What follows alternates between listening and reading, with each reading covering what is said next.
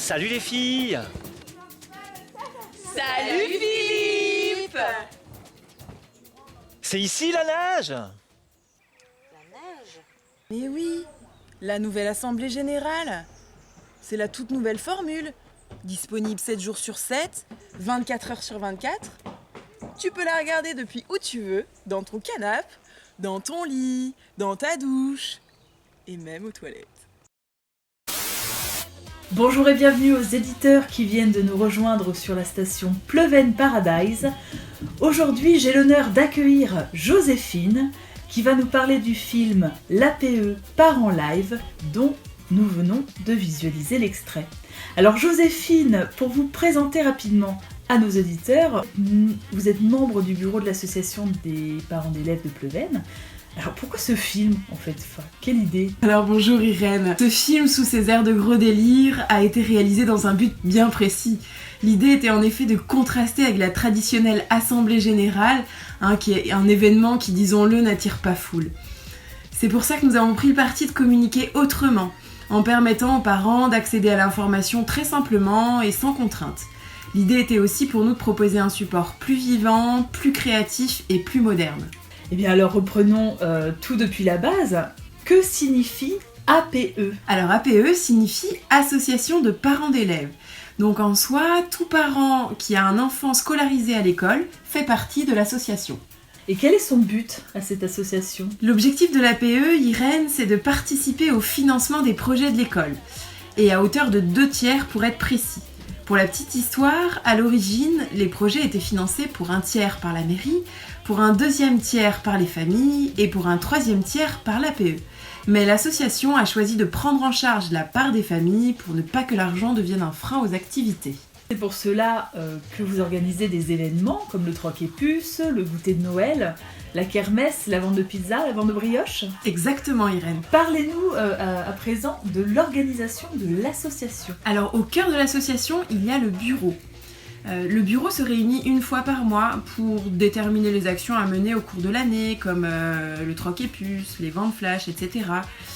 Il permet aussi d'organiser et ou de coordonner les événements, de valider le financement des projets que les équipes enseignantes peuvent nous soumettre, et enfin de suivre les finances de l'association. Alors ce bureau évolue au fil des années en fonction des départs et des arrivées. C'est essentiel qu'il soit régulièrement renouvelé, ça permet vraiment à l'association de rester toujours vivante. Pourriez-vous nous faire une présentation du bureau de l'année dernière, s'il vous plaît? Alors oui, avec grand plaisir Irène. Là c'est Philippe, notre secrétaire adjoint. Ici c'est Christelle, la présidente. Là nous avons Maud et Morgane, les trésorières. Ici Natacha, notre chargée de communication. Et là c'est Laura, la secrétaire, qui laisse sa place cette année. Et là vous avez oublié de présenter une personne sur cette photo. Oui, c'est Anne, un parent qui ne fait pas partie du bureau, mais qui est venu renforcer l'équipe sur ce projet. Alors là, pour rappel, on était en train de tourner notre clip de la brioche-son pour promouvoir la vente de brioches. Alors justement, je vous expliquais tout à l'heure que le bureau était le cœur de l'association. Et bien autour de ce bureau gravitent des parents bénévoles qui s'associent aux actions de l'association sur un événement en particulier ou tout au long de l'année en fonction de temps, de leurs envies, etc. Donc si je récapitule bien Joséphine, un parent qui souhaite s'investir au sein de l'association donc peut le faire, soit en intégrant le bureau, soit en participant aux événements en fonction de ses disponibilités. Exactement Irène. Et comment ce parent peut rentrer en contact avec vous? Eh bien rien de plus simple, il lui suffit de nous adresser un mail à l'adresse qui s'affiche. Pourriez-vous nous faire part des événements organisés et des fonds récoltés sur l'année scolaire 2020-2021? Comme vous le savez Irène, l'année passée a été particulière, avec un contexte sanitaire très contraignant. Nous n'avons pu organiser ni le troc et puce de décembre, ni celui du 1er mai, ni la kermesse. Or, ce sont ces événements qui nous rapportent le plus d'argent. Mais cela ne nous a pas arrêtés, bien au contraire. Ça nous a même poussé à repenser une organisation un peu rodée, à redoubler d'imagination. Nous avons ainsi multiplié les petites ventes et programmé une tombola du Nouvel An. Nous avons aussi et surtout cherché à véhiculer notre bonne humeur en proposant des choses plus créatives, comme avec la briochon, ou encore à offrir un moment de plaisir aux enfants en organisant des olympiades. Et je crois d'ailleurs que vos efforts ont payé. Tout à fait Irène.